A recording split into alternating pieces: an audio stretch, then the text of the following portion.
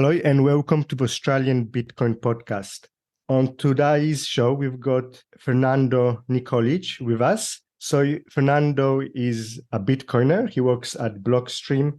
He runs also a newsletter talking about called Bitcoin Perception, where he discusses the perception of Bitcoin in the media. But he's also an Argentinian.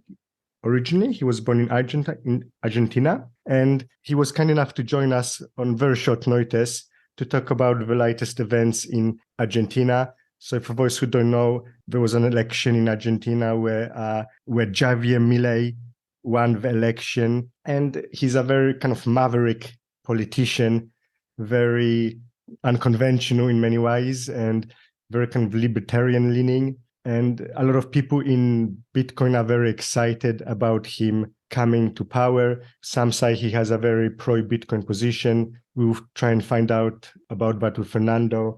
So the point here is really for Fernando to explain to us who is Javier Milei and kind of what's the situation in Argentina and what it means for Bitcoin. So Fernando, thank you for joining us. How are you? Hey, Daniel. I'm good, man. Happy to be here. Happy to be seated with you, and let's talk about Bitcoin in Argentina for a while. That's always interesting. Yeah, but before we get into that, for those who don't know you, I tried to give a brief intro, but I'm sure you can maybe provide a bit more information, like who are you and kind of what's your background in Bitcoin? Yeah, sure. So I'm Fernando Nikolić. So I am originally from Argentina. The last name is Serbian, which is, a little testament of like the European immigration that, Argentines are really, mostly from. I am not in Argentina right now. I left as a kid. My mom emigrated in the late 80s, in 1989, when I was a kid, because of hyperinflation. My family came to the point where being prosperous meant finding opportunities in other countries outside of Argentina. So I grew up between Argentina and Northern Europe during my childhood and my educational years. I always found it fascinating how people continued to emigrate and leave Argentina and separate from their families a long time after 1989. So that always caught my attention. I wanted to know exactly why that was the case. And I quickly found out that it was due to hyperinflation, basically, just continuous chronic devaluation of the money that ultimately rips out the social fabric of society, but also obviously has, severe economical damage to the country as a whole. So as I was studying that, I got into more of the like Austrian economics to try to find like, okay, is there any theory that is opposite of how people are convinced things are being done in Argentina? And that led me to go through the door and learn about other ways of having currency and having more of a private competition in a free market, surrounding who emits the currency that is the best, that the people or the market just adopts organically. So when I then later came into Bitcoin around 2017 from a friend of mine, all that experience being up from Argentina and knowing very deeply what hyperinflation means because of my family and how my life turned out, but also with the theoretical, what the Austrian economic theory, those two things, my experience and that theory, led me to really understand Bitcoin pretty quickly. And ever since then, I been thinking about Bitcoin. Always try to build a community around Bitcoin in my social circle, and then ultimately that led to me wanting to work in Bitcoin. So since 2021, early 2021. I became the head of marketing and communications at Blockstream, and that's what I'm doing right now. And as I lead the communications efforts of Blockstream, I have been for the past 2 years been very close to the media and how they portray Bitcoin. There's a lot of prominent people in Blockstream who appears in the mainstream media, and being closer to that led me to also create this report that I create called Bitcoin Perception, because I've learned a lot in the past 2 years about how the mainstream media perceives Bitcoin, how they cover it, how they talk about it. So I was looking for something of a report or some kind of software that could tell me a little bit about that. And since I didn't find anything, I decided to build it myself. So that's pretty much what I'm doing right now. So going back to Argentina, so we had the election, Javier Milei won, and obviously you're Argentinian, and for any Argentinian it's going to be important, but for non-Argentinian Bitcoiners, why do they care? Like, what's the implications why do you think there's so much interest in this? Well, I think that, Bitcoin in itself is political. Like a lot of people, they say like, oh, Bitcoin doesn't care. Well, Bitcoin was created or invented for a very specific reason. And I think that reason is very political. You're trying to separate money from the state, essentially. And with the fiat money experiment, money has been extremely politicized. So if you're trying to create something like Bitcoin and fight for its adoption and raise global awareness, that's ultimately a political act, the way that I see it. So, and I think a lot of people agree with me as well, because you have seen there's a faction of Bitcoiners who are very much politically inclined. They even subscribe to very specific political beliefs or ideology, call it what you want to call it. It's more about libertarianism, free market economies, more Austrian economics, and all of that stuff. For people who don't know that much, usually label that as like right-leaning ideology. It's all about, ultimately, it's about freedom and freedom from the state. So, people who are very much in love with the state are usually more on the left side. So I can totally understand why that divide also happens in Bitcoin. And when somebody like Milei, who kind of like represents all of those ideals, ends up winning a presidential election in a country that is part of the G20, I understand why there's so much, attention given to Milei, but also how much excitement is surrounding him. So I think that is pretty much the reason why a lot of Bitcoiners are interested in it today. But I've also seen a lot of bad takes about the election and Bitcoin's relationship with Milei, or Milei's relationship with Bitcoin specifically. So I think there's still a lot of nuance that needs to be discussed, and yeah, that's why we're here, right, to discuss that. Right. Yeah, and I agree with you completely. There is a political aspect of Bitcoin because, we're trying to create money, and money has always been really a political thing. Going back, if you go thousands of years, the Roman emperors put the picture of their face on the coins. So money has always had like a political aspect to it.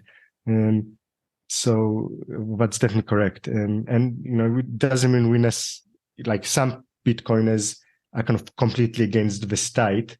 Some aren't. You can have different positions and different aspects of politics, but there is definitely a political aspect of Bitcoin, because like the money is a fundamental part of the state. At the end of the day, it's like the army, the currency. These are like the core components of a state. So trying to change what money a state uses, it is political basically from at its core. It's at its core. Going to Javier Milei, like for us, a lot of people in Australia, we don't know, a little bit, but maybe not that much. A lot of my audience might not know all the details. So he's a libertarian candidate. Is he pro-Bitcoin? What's his...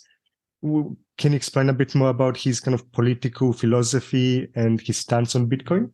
All these labels are kind of like misleading, because he calls himself liberal libertario in Spanish, which is liberal libertarian. But I think liberal today means different things. Liberal today, if you look at Canada and the Liberal Party, it's not at all kind of like the opposite of what Milei represents. But all these terms aside, I think Milei just describes to, the monetary theory of the Austrians, right? He's a big fan of Mises, big fan of Hayek. He talks about Rothbard a lot. And this is kind of like how he became famous. Back in, I think in 2015, he started getting more attention. I personally discovered Milei around 2018. And what is amazing about Milei is that he has been able to synthesize the ideas of someone like Mises and, human action into very succinct, very digestible, bite-sized ways of talking about it that has really penetrated the collective conscience of Argentinians. And nowadays, the only way to penetrate the collective conscience of a society is through memes or viral videos through the internet. And he did that, which is kind of amazing because if you look at the way that people have tried to talk about Austrian economics, for example, it's very very academical. So it becomes like a mental masturbation where you really need to have read a lot just to catch the essentials. Milei turned it around and made it put it in a way that just people understood right away, which is such a feat in itself. But apart from that, he also had the delivery, right? He had this execution method of screaming at you and not caring who he was talking to, right? Like in Argentina, there's a lot of these. When you said people understood right away, you meant people understood the the Austrian economics. Is that what you? Okay. Yeah, because he didn't necessarily say, "Hey guys, this is Austrian economics. Let me tell you about how that works." He was kind of like saying, he was contrasting that to the reality of Argentina. So that was something that everybody could relate to because they're from Argentina, they live there, they see themselves how the Argentine peso gets devalued and how prices are going up and life becomes impossible. So he basically said, these people who are doing that to you are evil. They use the Argentine peso as a weapon, and they don't care about you. And there's other ways to do this, and that's what I represent. So he just made it very contrasted, made it very black and white, and a lot that is something that people can understand. A very complex topic quicker if you contrast it to something that they feel themselves. So he basically did that, but then also the fact that his personality is very very careless. He doesn't care who you are. If you say something stupid, he's going to tell you just said something crazy stupid, and I'm here to correct you. And in Argentina, this debate shows is very popular. So when he started kind of going against even the hosts of these shows and just completely just evaporated anyone who said something stupid, people were starting to pay attention. So that was kind of the introduction to Milei to the general populace. And then over time, as his popularity grew because of these reasons that I just said, he just put it into the next gear and started becoming political in 2019 or 2020. No, 2021 actually. So it's just the last 2 years that he has turned it into something political. But before that, he was just an economist who went on these shows and talked about his beliefs and just slowly and surely just convinced people about these beliefs. So it's a very organic, very natural way that he came into the collective consciousness of Argentinians. I guess Argentina was in some ways a fertile ground for these ideas with its high inflation and economic issues. But yes, I think part of the excitement is basically to see someone in a major economy with that Austrian school of economics thinking. Because explaining for the audience, for those who are not familiar, really, we could say in the last 50 or 60 years, there were really two schools, the kind of Keynesian school and the Austrian school. And really, the last 30 or 40 years, pretty much everywhere in the world, the Keynesian school has dominated. And in a nutshell, tell me if you disagree, but in a nutshell, I would explain the Keynesian school as believing you need to that the government needs to control the supply of money to smooth out the economic cycles. So you have less harsh recessions, and you don't have these crazy booms. That's how it's supposed to work in theory, where the Austrian school says that you really shouldn't control the supply of money, but it should be constant and reliable, but you need good kind of money. The government should not interfere in the supply of money. And really, Bitcoin is an implementation of that Austrian school. So, but Austrian school, like Bitcoin comes out of that Austrian school. That's what it is. That's its key point. You can't control the supply of money. So even if somebody doesn't know anything about Bitcoin, simply to have that kind of Austrian school of money be more prominent, and to have a politician of a major country like come to power with an Austrian school, that's already an exciting and significant event, because it's really everywhere in the world right now, it's dominated by that Keynesian thinking. But I think a lot of people are starting to see the issues with that Keynesian, because it sounds good in theory, but in practice, politicians, they're not disciplined in controlling that supply of money, and while in theory it works great, in reality, there's always the temptation for governments and politicians to increase that supply of money more than what is justified. So that's why it really fails. The temptation is also very, very big when you are in a industrious country like Argentina with a lot of natural resources, and you can tap into a lot of money from that. But also it's a culture thing as well. Like it's just, so be it that Argentinian culture is very much corrupt in the sense that it's all about like who's the smartest, who's the best at backstabbing, who's the one who can fool the system and do the most shortcuts and get away with things. So it's a combination of a lot of things, but ultimately Keynesian philosophy is all about that, like you need to insert more money into circulation for the economy to live or exist or go through these like bursts where there's a lot of prosperity for everyone. You need to create money, put it into circulation, and that's how it works. Without disregarding the Cantillon effect or anything like that, right? It's like a huge flawed theory, but that theory is also very good for more leftist politicians, because all their discourse is about putting more money in your pocket, right? So if they kind of say, hey, we need to do this because otherwise you won't have more money in your pocket, a lot of people are going to say, well, yeah, I do want more money in my pocket, yes, so I will vote you. So it's a very sneaky way for more socialist, more left-leaning, hardcore left-leaning politicians to take that and put that into their narratives to get power and to get votes. And that's exactly what has happened in Argentina since the 40s, 50s, when, Peron came to power.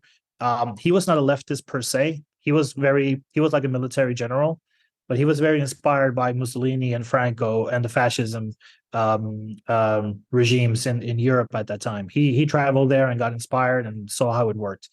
And the thing about fascism is that a lot of people say fascism is like a right-leaning thing. There's really no real difference between fascism and communism, which is supposed to be the most extreme on both sides. Ultimately, what both fascists and communists want is complete state control. And the thing that Peron did was he took the fascist business model, which is actually what takes the government as a business, where everything is owned by the state, but still works as a efficient or at least try to be efficient company. Whereas communism is kind of like we don't really care if things is not really efficient. We just put more money into circulation and we pay everybody. But Peron did that as a business model inspired by the fascists, but then in his rhetoric he implements a lot of leftist rhetoric. So he kind of sold to the Argentine people the illusion of the welfare state, social justice, all of that stuff, right? So he kind of it's a genius move in a way, right? He took best of both worlds and then put it into Argentina. And the thing is that survived for so long that it is engraved in the culture right now after so many decades, where if you want to become successful, you need to be a state employee. And if you can't be a state employee, well, then you need to live off the state. You need to, get all the plans, get all the social security, get all the what do you call it? You need to get like prices subsidized, and so forth. So that has created a culture where you're either dependent on the state or you use the state to get ahead, and that has like destroyed Argentina and everything that Argentina was before Perón came into power. And we're talking about 80 years now. And this is the thing that Milei has been saying, like, we have done this terrible experiment with so-called Peronism for 80 years. And look at us now. 50% of the entire population lives under the poverty line. 10% are homeless, not knowing where the next meal is going to come from. We have a mass exodus of people. We have the massive brain drain. All the good talent is outside of Argentina, et cetera, and et cetera. So I think this is the time where, these type of leftist, extreme, Keynesian tactics have come to die, and somebody like Milei takes that opportunity to rise and to kind of like try to steer Argentina in the opposite direction. Right. So yeah, Perón was socially conservative and kind of this kind of patriotic nationalist, conservative. I'm guessing probably also Christian, so like from a social perspective, but economically his policies were very left wing. Which is, yeah, like you said, it's kind of, I mean, if you look at the name of the Nazis, it's the National Socialists. So it was that Right. kind of idea. They were nationalists, but they had implemented the kind of a socialist left-wing program. So I guess his philosophy, I'm guessing probably not as quite as extreme as the Nazis, but it was of like a moderated version. Yep.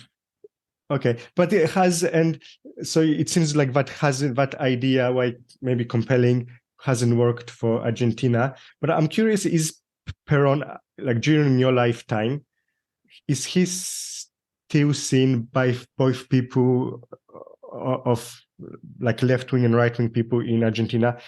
Was he still seen as a very positive figure, as a kind of like, I'm curious about, how people look at Perón. Yeah, so this is a very good question. So Perón, do you like if you look him? No, I don't like it. I don't. No? Okay. I don't like it. I think that if you look at Perón's history and kind of like his time as he had several terms as a president in Argentina throughout his time. There's kind of like very different things that happen, but I think the most important, the interesting thing is what happened in this last tenure, because he eventually grew so big that different factions within the so-called Peronist movement started to appear, and basically it was right-wing and left-wing factions within the Peronist movement that started fighting against each other, which happened in the 70s. Ultimately, Perón was exiled, and he lived in Spain during Franco's regime for about 12 or 13 years, if I remember correctly. So he had to leave the country. And when he came back in the early 70s, the two factions, the right wing and the left wing factions of Peronists, had grown so big themselves that they both wanted to take over and be in power. Perón, though, had a very famous speech where both of these factions were gathered in the Plaza de Mayo. Can I interrupt? And when you say these factions, were they split on the economical aspect or on the social aspect? More about the social. And it was both economically, they were both left wing kind of socialist. Yeah, I think that there were no economical ideology that was dominant. It was mostly the usual Cold War, communism versus capitalism that, many countries in Latin America in the 70s, 60s, 80s, they have their own stories as well, right? Where the US intervened in many elections, and they were supporting a lot of anti-communist movements within each country. In Argentina, there was no difference. The more left-wing Peronist movements called Montoneros, those are like the more famous one, but there was also different factions within that as well. They were straight up terrorists. So they bombed buildings, they killed innocent people, and all of that led to Peron. In a famous speech, he kind of like said that he expelled them from the plaza. So that ultimately ended in more violence. Even when Peron had come back from Spain and landed in the airport, there were some shootouts between these factions as well. So it's a very tumultuous time for Argentina that ultimately led to, in 1976, a military dictatorship that was installed until 1983. So what I'm trying to say with all of this is that Peronism today, it depends a lot who you talk to, but a lot of these later leftist governments, like the one that is exiting right now, that lost to Milei, they use Peron's face, they use Evita's face, they use a lot of the romanticism of Peron and Evita in their political campaigns. But it's very contradictory because they totally forget that dude was inspired by Franco and Mussolini, and they talk about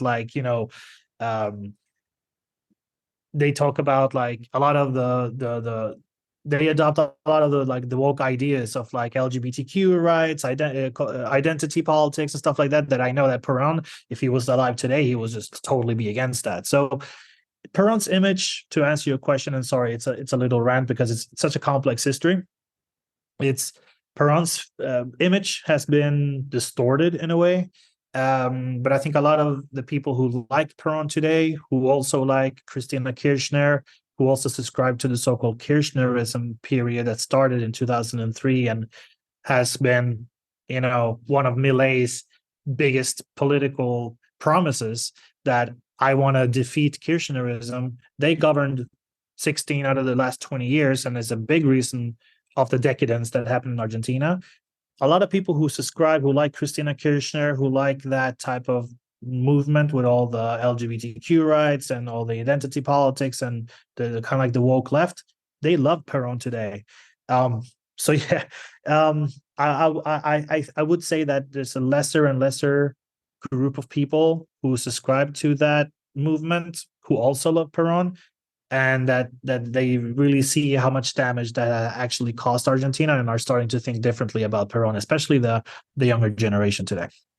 Yeah, right. I guess it's kind of similar. We're in a lot of places, but like everybody looks at America, and in America, most people kind of look, the founding fathers, like we talk about the founding fathers in America, but like the left wing and the right wing. But I think some of those like policies, but some, especially of those left wing people in United States advocate, and exactly kind of probably wasn't really the moral philosophy of the founding fathers, right, of America. Exactly. But that's kind of but that's going off topic a bit.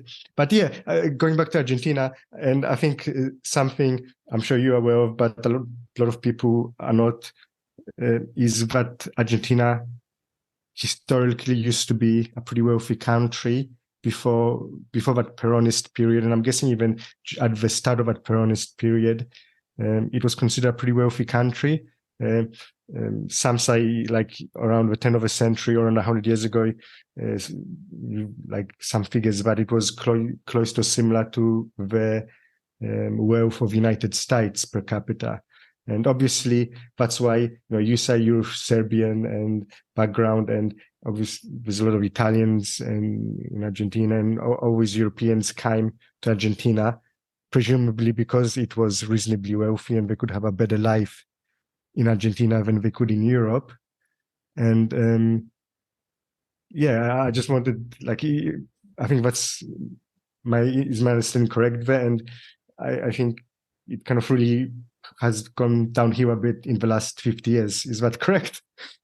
Yeah, no, exactly, and I think that is exactly right. A lot of these immigrants who went to Europe, they at the same time also went to New York, right? So it was kind of like big wave of immigrants from Europe going to New York and Buenos Aires around the same time. I think the biggest like boat lines were from Europe to New York or Buenos Aires, to be honest, and it was a wave of immigrants who were, escaping extreme poverty in Europe, but also they also came to work, right? So these immigrants who came to New York and Buenos Aires, they were there to build a nation. I guess the U.S. was a little bit more developed at that time. I think the U.S. have about 100 more years than Argentina in terms of independence, but still, they all came to work and they were part of building a great nation, both Argentina and the U.S.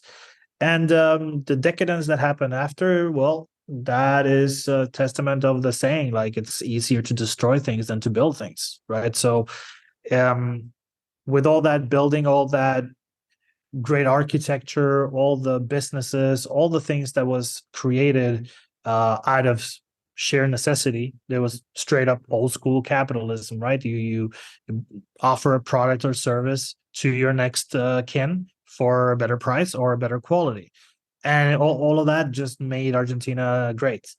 But I guess greed took over, and also very easy when you have it good to start thinking about other stuff that doesn't matter. You see a lot of like developed nations in the West today, they have become a victim to a lot of these policies that are altruistic, but ultimately comes from a place where you have it so good that you forget about we need to build, we need to prosper, we need to make things better. It's kind of like you come to a point where things are so good that your focus is elsewhere. And I think in Argentina's case, there was so much money all over the country in so many different industries that the cultural aspect of what I just said took over. The corruption took over, because ultimately, like you say, the majority of immigrants who came to Argentina were Italian, Spanish. They came from poor countries ultimately. So I would say that when you come from a very poor mindset and you run into a lot of money very fast, the corruption is not only in the politics, but it's also in the mind and the culture. And I think, unfortunately, people like Peron and his comrades, they took that as an opportunity and took over the country because there was so much money, so much resources to take over, and that's kind of like where it all went down. Before that, we had leaders like Alberti, Roca, who were more they were just thinking about the country and not themselves. So I don't know if this is more also like a testament of how humanity kind of like developed into the early 20th century. But I believe like in the late 19th century, 20th century, there was more pride, more honor in the work of being a leader or a politician that is supposed to be a leader of a country. That may have happened, something that created Peron. I don't know. I definitely think so. I think there was this kind of, before you go back in time, I do believe there was people had very kind of stronger sense, I don't know, maybe of community or maybe of belonging. I think there is this kind of more and more there's this culture where in the world where everybody's kind of out, like just looking after themselves, and I think maybe just people don't feel like they belong as much as they did before. So they don't have that sense of belonging to something where they put something higher than themselves. These days, most people, like, they don't see anything higher. And it's not kind of to say people are selfish, but I think, like, it just, we don't see anything, but there's nothing to really kind of to aspire to, if that makes sense. Nothing to, like, really look at what's higher. So there's nothing for me to, everything doesn't look that great. So I might as well just look after myself and my family, because You're right. what else am I gonna put above that? But yeah, like, some of those things you are saying, I think many Australians would probably recognize as happening here. Maybe we're not as quite bad situation as Argentina is, but in Australia we call it the lucky country, because Australia does have a lot of things going for it. We're a pretty big country with a small population, a lot of resources, and a lot of kind of natural wealth. So it does have a lot of things going for it, but that kind of wealth also, people take it a bit for granted, I think, and everybody thinks things will always keep on going, and like the money never runs out, and we're always going to be wealthy. But you only, you don't, if you don't look after it. And Argentina is kind of an example of that. It used to be pretty wealthy, and it's not quite as wealthy as it was. And now in Australia, again, it's not a terrible situation, but if you look at, especially for the younger generation, people in their 20s and early 30s, the economic prospects aren't quite as good as they were for the generation 20 or 30 years ago. So it might be kind of a useful example to learn for us here, Argentina. And I think something I heard, tell me if this is correct or not, but I saw it on Twitter, so it's probably not correct, but I think, because you know how Twitter is, but apparently what I heard is that I think every second employee in Argentina is employed in the public sector. Yeah, I mean, I don't know exactly the numbers, but they are like crazy like that. These numbers are probably crazy. I remember there's an economist in Argentina called Roberto Kaczynowski, who kind of like went viral a couple of years ago when he was comparing the amount of politicians in the state versus the amount of politicians in the Spanish state, so in the country of Spain.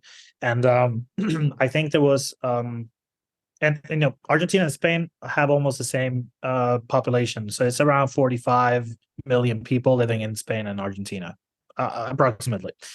So he was saying, like, for every Spanish politician, there's 3 Argentinian politicians to manage the exact same amount of people. So it was a very back to the contrast that I was talking about. You put something that is Argentinian and you contrast it to something from another country, and you can really tell how messed up it is in Argentina. So he said something like that. That was exactly about the point that you just said. There's so many public employees in Argentina, is ridiculous.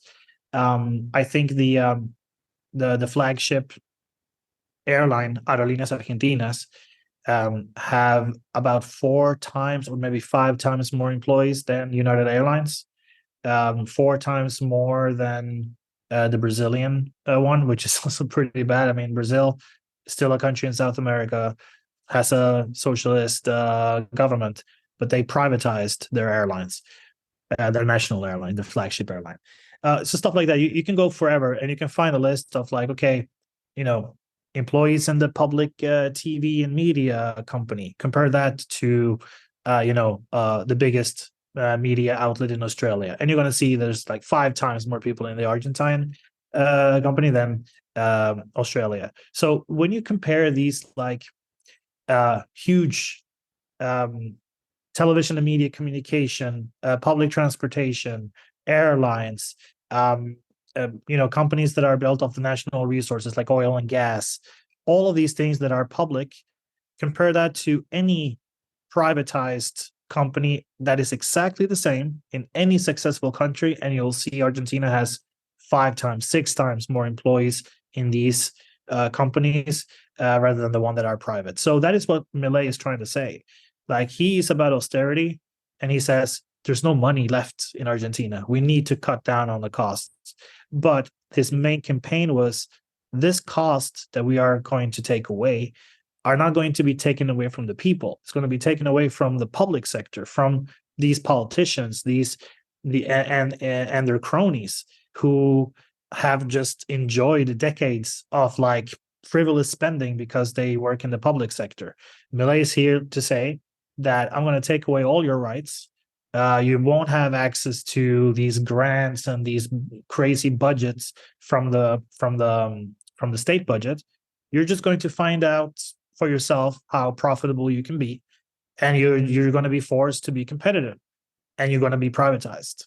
So this is kind of like the things that wants to do, and it's one of the few kind of like talking points in his campaigns that ultimately led to his victory. The reduction of these like public sector useless parasites, dollarization, and the destruction of the Central Bank of Argentina. These are kind of like the things that talks to Argentina's problems the most. The amount of bureaucracy, the amount of parasitical activity that exists in the state, the fact that there's absolutely no control over how much money is going to be put into circulation at any times, and the fact that a lot of people who are using dollars, who is kind of like it is the unofficial currency, the dollar. He wants to make it possible for anyone to have access to it instead of these applied capital controls that has happened because the sitting government realizes that nobody has any respect or belief in the peso, and they want to get exposure to dollars, and they try to control that artificially by putting on capital control. So I think these are the three main points that is really the biggest pain points, and Milei wants to address all of that. And yeah, hopefully he's able to at least do 2 out of 3. So he's planning to make the US dollar the legal tender in Argentina? Is that correct? Yeah, that is correct. So basically, he's planning to abolish the central bank, which that's I don't know if that's like a rhetorical thing or is that like real? Because it sounds pretty crazy. Like hopefully it happens, but I don't know. But okay. So he has gone on TV and beaten down a piñata that was in the shape of the central bank, and he has also said, "I'm going to put dynamite in the central bank himself." So yeah, let's see. Let's see how literal he means that. But yeah. Okay. Yeah. Okay. So some Bitcoiners have kind of criticized that. Oh, okay. You're going to the US dollar, which is also just a printed currency. And he's like lowering Argentinian sovereignty by using the US dollar, and these kind of criticisms. And like, what's your take on that? Well, Bitcoiners who said that, who said stuff like, "Oh, you're just perpetuating the hegemony of the Federal Reserve," they're not wrong, but they're missing out a very crucial point. And maybe they're missing that point because they live in the West and they have a chill currency. You can't continue to live the way Argentinians have lived. I think from 1983, the last 40 years since we ended the last military dictatorship and we have been in so-called democracy, in those 40 years, we've taken 13 zeros out of the peso. So if we were never, and we have like different name changes. We had the Austral, then we went back to the peso, then we had convertibility in the 90s. There was 1 peso, $1. There's been a lot of experiments throughout these 40 years. And if these experiments had not happened, $1 today would be worth 13 zeros. I don't even know what that number is. A gazillion, maybe. So instead of having $1 being a gazillion pesos today, we now have this new convertibility where it's almost $1 a thousand pesos. All of that, these 13 zeros that we've taken off the peso, is comparable to Venezuela and all these like experiments and all these like Mickey Mouse thing that they have been doing with their local currency, and see how people live there. Argentina is on that path and will be if nobody really makes a drastic change. And I don't think a lot of people understand who live in the West understand how that type of life is. You can't plan your future, not even the next week. It is crippling. So yes, the US dollar is also a fiat currency that is getting debased and devalued, true, but not at the same rate. And we all understand how important time is and the value of time. What you're essentially doing when you're giving access to the US dollar instead of the Argentine, on relying on the Argentine peso, is you give people time. You give people time to not have to spend all their money right away when they get it, because they don't know how much it's going to be worth the next week. By giving them the opportunity to earn in dollars, well, they can take, and I don't care how much they earn. Let's say they earn $10 dollars a week. Doesn't matter. If they are able to, put away 2-3 of those $10 every week and start saving, and after 6 months have $150 that they can spend on a refrigerator or stove oven or any appliances to their house, that is an upgrade. That is deeper than you think, because not only do they have the opportunity to actually save up and plan and expand their time preference a little bit, you also give them the concept of saving to these people.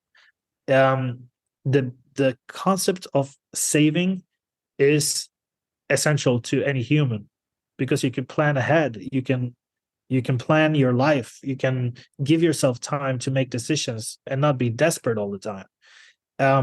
That is way more important than ending the Fed. At least for Argentinians right now, they need to have a more stable currency that they can earn and save in, and get out of the Argentine peso, is a dumpster fire.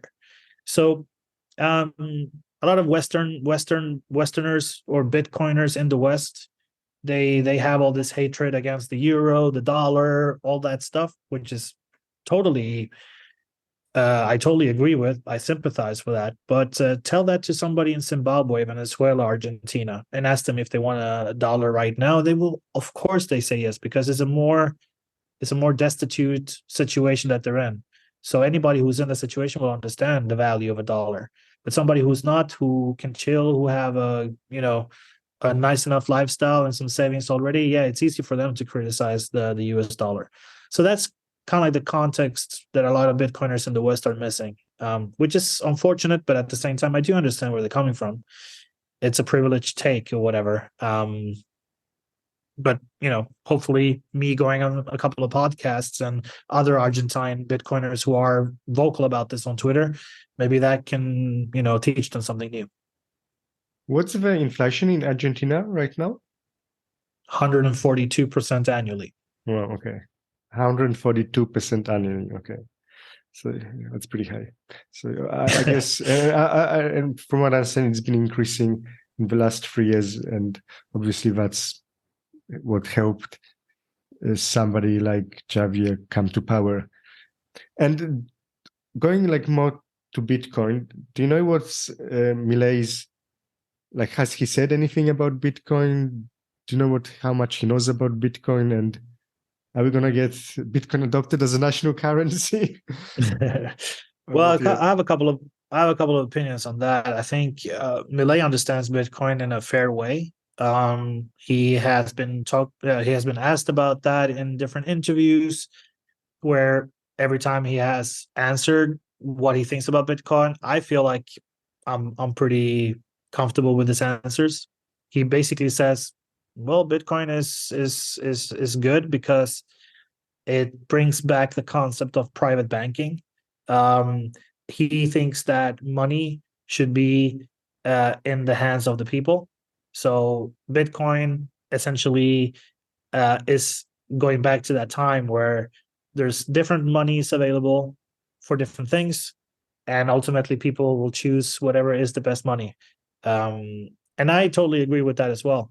But at the same time, though, that same logic that Milei has about Bitcoin can essentially be put to other shitcoins as well, because Ethereum and Monero and whatever is also competition, becoming the the preferred market money, right? So, it's not necessarily a Bitcoin only idea or preference that Milei has. The only difference is he has been specifically asked about Bitcoin. He has not been specifically asked about Ethereum or any other stuff. But I do think that if he were to be asked about that, about Ethereum or Monero or any other alternative coins, he would probably say the same thing. Yeah, it's private money. It's good. We need more competition to to be able to determine what is the best money available. It should be in the private sector's hand, is basically what Milei thinks about it. But since he's been asked about Bitcoin specifically, a lot of Bitcoiners, they listen to these interviews and say, okay, he's a Bitcoiner.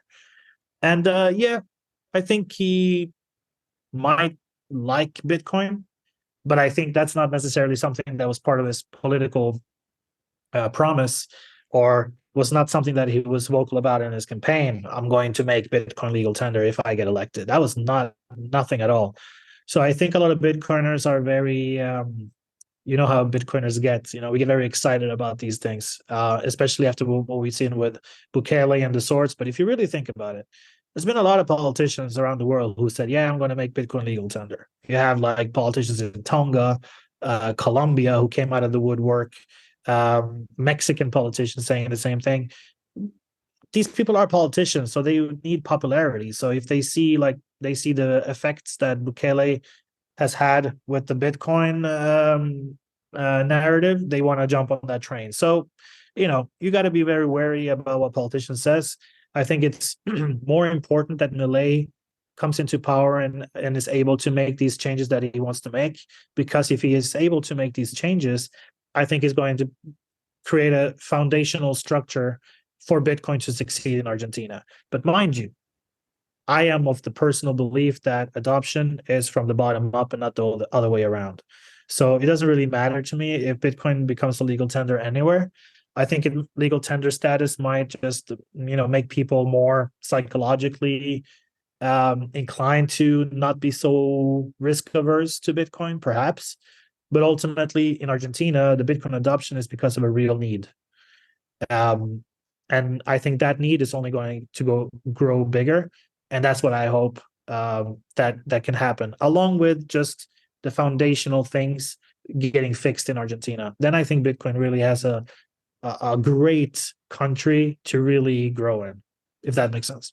It does, and I completely agree with you.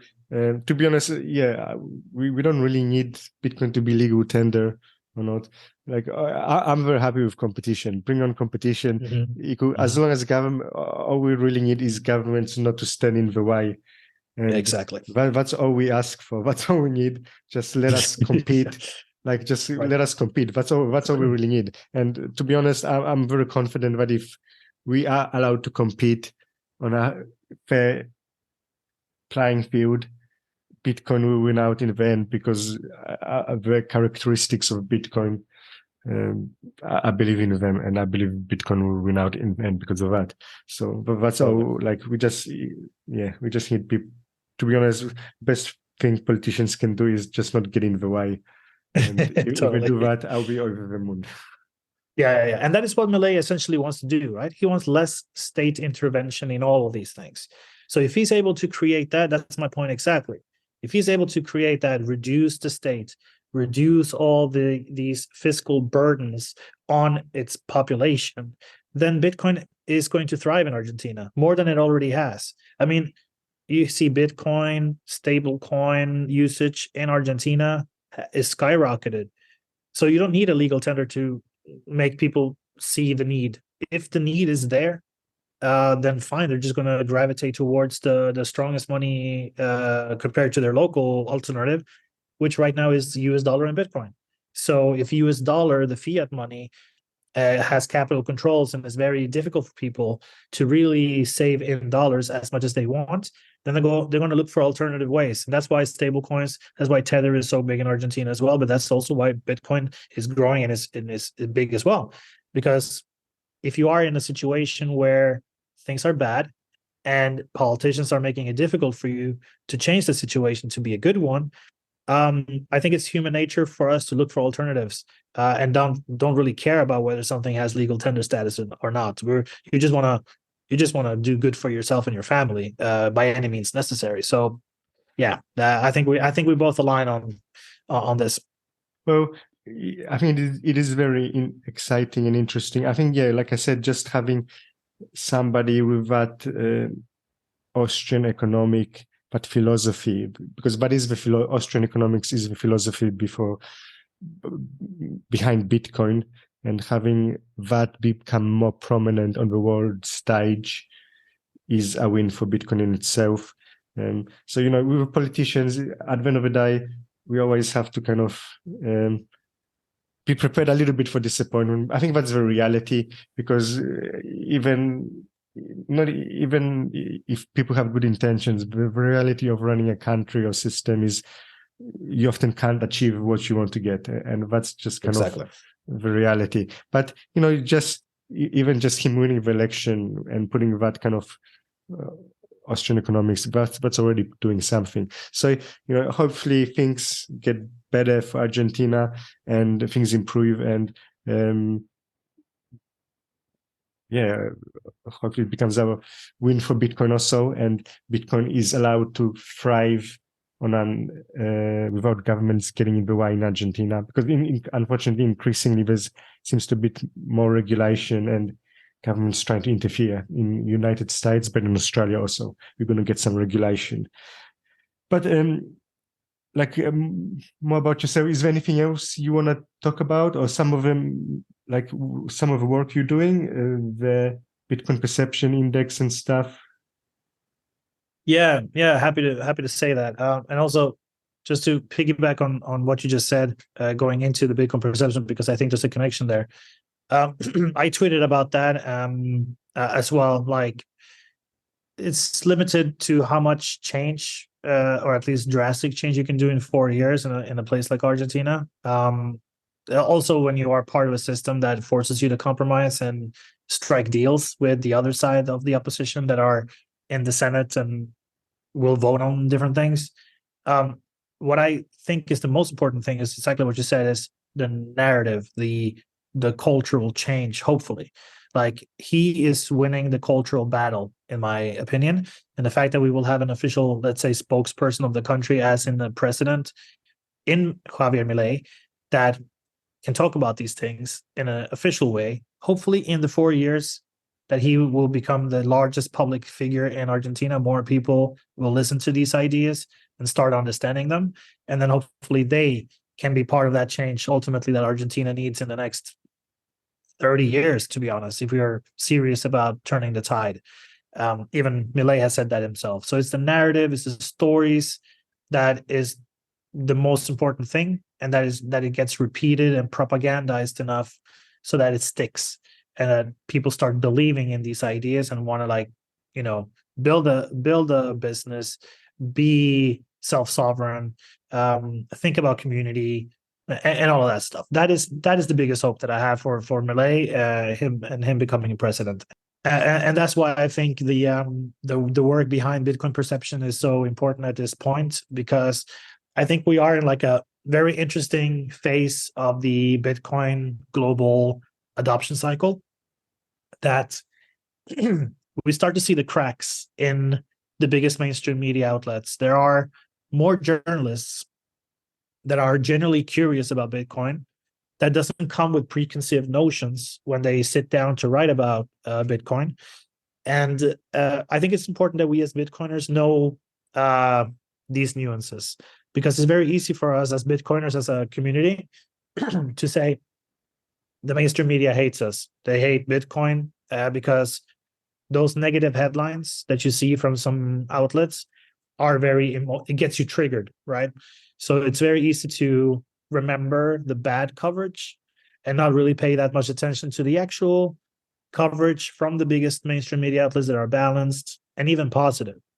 And more importantly, within these outlets, there are certain journalists who keep a consistent pace of genuine curiosity, open-mindedness, and they're willing to learn and cover Bitcoin in a more balanced way.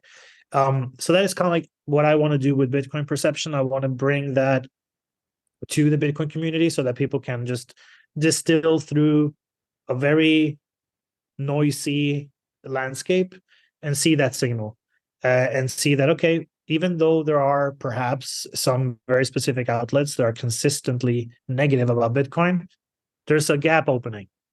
And I think that gap will only widen more as more and more people grow up with Bitcoin. The kids today, they're very crypto minded. Well, a lot of them will become the journalists of tomorrow, and they will come with a different perception of Bitcoin than somebody who is a Gen Xer today, for example. So I think Bitcoin perception paints like nice visual charts. I present that to people so they can get a quick snapshot of how things are evolving. And it's a very interesting time that we're in right now in terms of adoption and mass perception of Bitcoin. So I think it's a necessary tool that every Bitcoiner should have these days. Yeah, and I think something I noticed you tweeted out is that the media perception of Bitcoin and crypto being separate, but that kind of narrative is catching on a little bit. Mm-hmm. And I think that is insane. I think that is something that we've never seen before. And I'm happy I can look at charts and I gather the data to pick up on those things. I think that's a very, very important milestone in Bitcoin's history, and it's happening right now. So having the tools to see these things and see how the narrative shifts for someone is very interesting. And it's also good to see, like, when really big stories happen, to be able to see, okay, are the majority of mainstream media shifting negative or positive to these big news?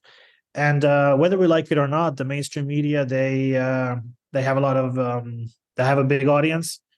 They're not physical newspapers anymore. They're also in media. They are on YouTube. They're on Twitter. They have a big reach.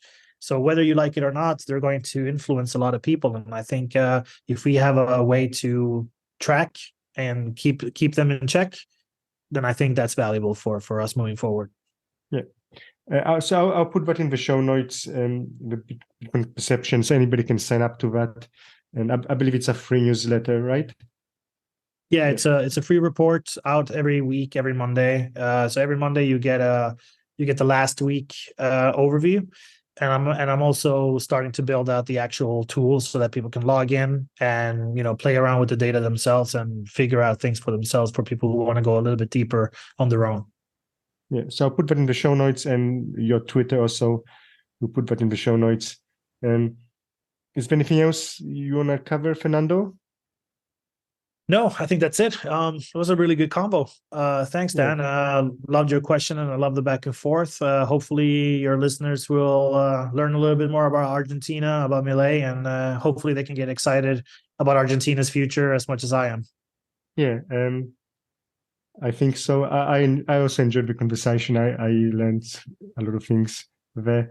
So I hope other people enjoyed it. And yeah, thanks for your time, Fernando. And I hope we'll see each other again, probably at some Bitcoin event. And yeah, enjoy the rest of your day in sunny Spain, I guess. Now, where it's probably not sunny now. It's like winter there, right? So. Yeah, but you know what? I'm not a big fan of the sun, so this is perfect for me. So I'm enjoying it. No worries. Okay, cool. Well, anyway, thanks for your time, Fernando, and hope to see you soon. Awesome. Thank you.